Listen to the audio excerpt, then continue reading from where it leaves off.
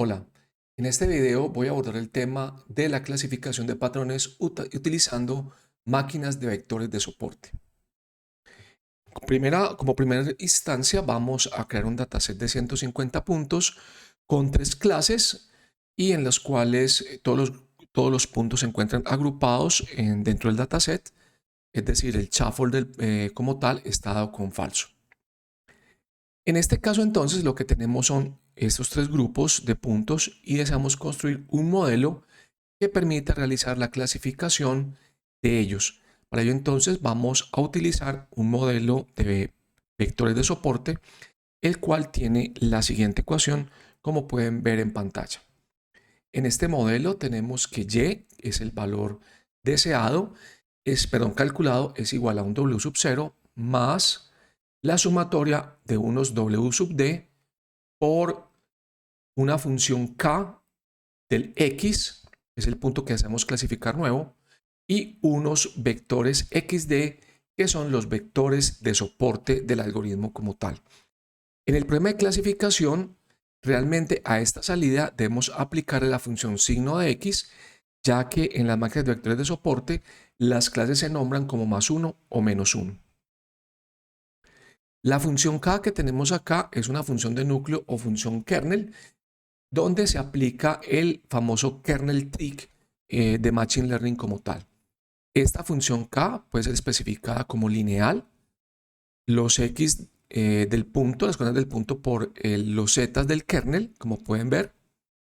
Puede ser polinomial, la función Kx de Z será entonces 1 más la sumatoria de los X por los Z a la D, donde es el grado del polinomio, radial basis functions, que es menos gamma por la norma de X menos Z al cuadrado.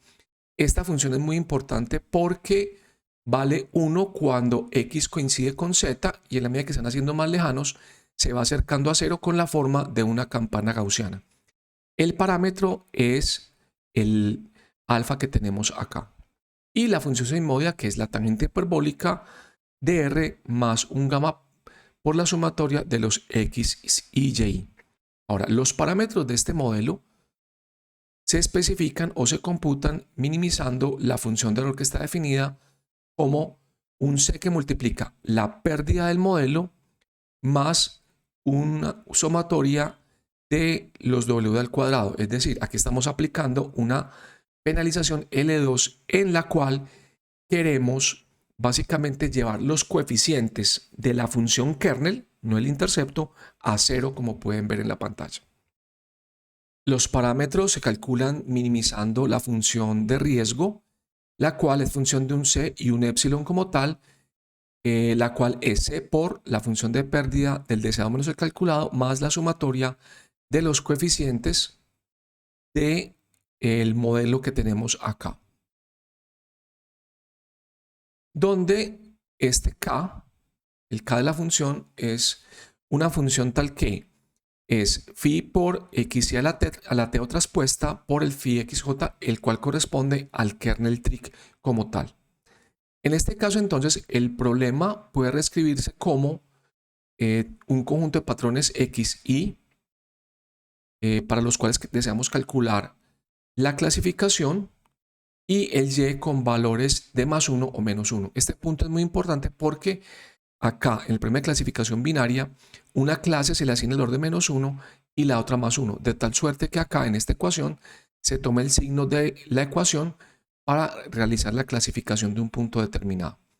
En este caso, entonces, esto equivale a minimizar una función que es un medio de Wt por W, estos son la sumatoria de pesos al cuadrado que están penalizados, más una constante de error por la sumatoria de unos epsilon, unos z, perdón, acá, que corresponden a los errores. Intuitivamente, este modelo está sujeto a la siguiente restricción, donde la parte del z, z sub i, corresponde al margen de la frontera de decisión respecto al punto. Es decir, si yo tengo el siguiente punto, los siguientes puntos para clasificar, pongamos bien acá los negros,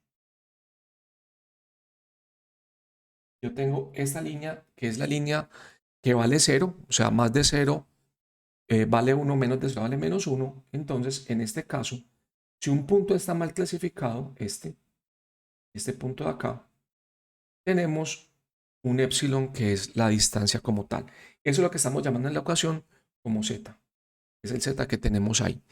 En este caso, entonces, lo que estamos diciendo es lo siguiente.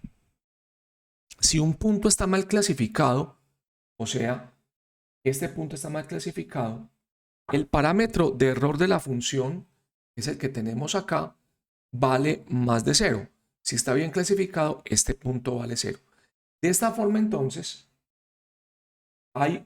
se espera encontrar unos puntos en los cuales se cree una frontera, esto va a valer el z, esto vale el otro z, ¿cierto? Más positivo y negativo, en los cuales no hayan puntos y hay algunos puntos que estén tocando la frontera como tal. Los puntos que en la clasificación tocan este más z y menos z es los que se conocen como vectores de soporte y es los que entran a jugar dentro del algoritmo como tal. Entonces, si el punto está bien clasificado, el término vale 0 y la función da 1, ¿cierto? Si el punto vale menos 1, la función también da negativa, la multiplicación da positiva, o sea que no tenemos problema acá. Si es positivo, 1 acá, positivo, el kernel da positivo, positivo por positivo da positivo y tampoco tenemos problema. La función o la restricción entra a jugar cuando tenemos un punto mal clasificado, es decir, llévale menos 1, la función da positiva, da negativo, y en el sentido contrario, este es positivo, la función da negativa y también da negativo. Para que ese negativo se haga por lo menos igual a 1, a este lado se le suma este z, que es básicamente el margen del que estamos hablando en este momento, con la restricción de que el margen siempre tiene que ser positivo.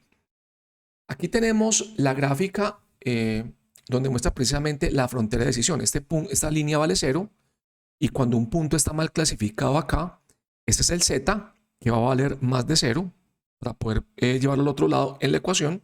Eso es lo que queremos minimizar. De tal suerte que el modelo va a encontrar una frontera tal que los puntos estén al menos separados esta distancia. Los puntos que tocan la frontera, estos dos rojos más este azul, es lo que se conoce como vectores de soporte. En la siguiente lección tengo un gráfico hecho que es este, el cual permite ilustrar el problema para un caso de regresión. Acá tenemos un set de datos, son todos los puntos. Tenemos entonces la regresión hecha por el modelo, este es un caso de regresión. Y en este caso entonces tenemos los puntos blancos sin fondo, que son los vectores que no se tienen en cuenta, y los puntos azules oscuros, que son los vectores de soporte, que son los que entran a jugar en el modelo como tal. Esos puntos son los que entran aquí dentro de, me la pasé, esta ecuación que tenemos acá como tal. Listo. Ahora entonces, ¿cómo podemos interpretar intuitivamente la transformación del kernel que se aplica a través del kernel trick? Básicamente es la siguiente. Volvamos al blog de notas. En este caso, entonces, corrémoslo. Y supongamos que tenemos el kernel que es la función gaussiana. Entonces, en este caso es exponencial de menos el valor del kernel al cuadrado sobre alguna cosa acá. En todo caso, esto es cuando vale 0, vale el máximo valor, y a medida que va aumentando, sea positivo o negativo, se va haciendo más pequeño. Entonces, si yo tengo un set de datos, vamos a suponer que este es mi set de datos con todos los patrones, y tengo los vectores de soporte que son obtenidos del conjunto de entrenamiento, yo puedo calcular como x este señor de acá y como vector de soporte este. Recuerden entonces que la función es k, un xy, un xd. Este es el xd mientras que este señor de acá es el xy como tal. Entonces, la función kernel se aplica sobre los dos y me da como resultado un escalar. ¿Listo? Entonces, ¿cómo se interpreta el proceso de computar para cada vector de soporte que tenemos acá, para cada uno de estos vectores, la ponderación o el cálculo de los kernel con este? Básicamente, lo que estamos haciendo es esto, creando una matriz en la cual estos son las dimensiones que tiene los vectores de soporte. Esto es la cantidad de patrones, corresponde a la cantidad de filas que tenemos en el dataset. Y para una fila determinada, el primer elemento, digamos la primera fila, el que he colocado en azul oscuro, es el resultado de la función kernel entre el primer vector de soporte, que es el que tenemos acá en esta parte, y el primer vector del set de datos. El siguiente valor, que será básicamente este, será el primer punto que tenemos al lado izquierdo con el segundo vector de soporte. Entonces, esto es el K que estamos calculando en las ecuaciones, o sea, corresponde al valor de esta matriz. Y eso es lo que estamos multiplicando en las filas por el W. Es decir, lo que estoy diciendo es que yo tengo tantos Ws como columnas tengo acá. Entonces tengo un WD que multiplica a cada resultado de cada X con su correspondiente vector de soporte. Entonces, en términos intuitivos, lo que estamos haciendo es que estamos encontrando los mejores vectores que aumentan la dimensionalidad en el kernel y que hacen el error cero. O sea, de todos los posibles vectores que pueden haber en el set de entrenamiento, encontramos el conjunto de mejores vectores que minimicen el error de clasificación como tal.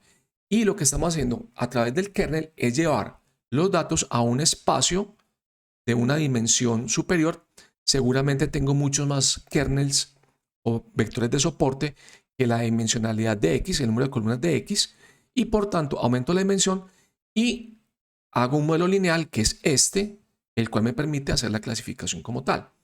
Entonces aquí tenemos los distintos kernels que podemos aplicar. Kernel lineal, si tenemos K de XZ es cada componente X por cada componente de Z. El polinomial, que es 1 más sumatoria de los X y por los Z y al cuadrado, y tiene un parámetro D, que es el grado del polinomio.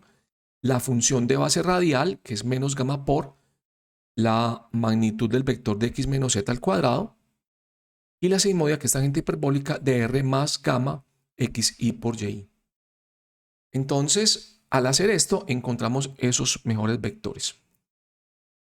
Ahora entonces, ¿cómo se aplica? En este caso, vamos a importar la librería SVM.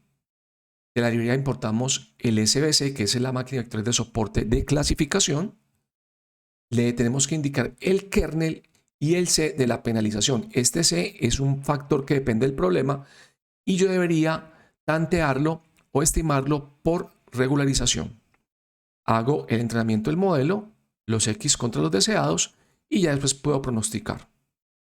Para el ejemplo que tengo, resulta interesante graficar las fronteras de decisión de los tres sets de datos que tengo. Para ello entonces armo una malla fina en el plano XY y pronostico para cada punto de la malla fina a cuál clase pertenece.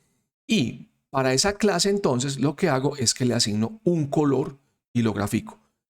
Entonces, esta región de acá es todas las regiones en las cuales yo tengo un punto nuevo y va a ser clasificado como azul. Esta región va a ser la clasificación de los puntos como verde y esta región la clasificación de los puntos como rojos como tal. Ese es entonces el procedimiento para hacer el cómputo de una máquina de vectores de soporte en clasificación. Recuerden que son 1 menos 1, 1 y que aplicamos el signo para poder volverlo un premio de clasificación.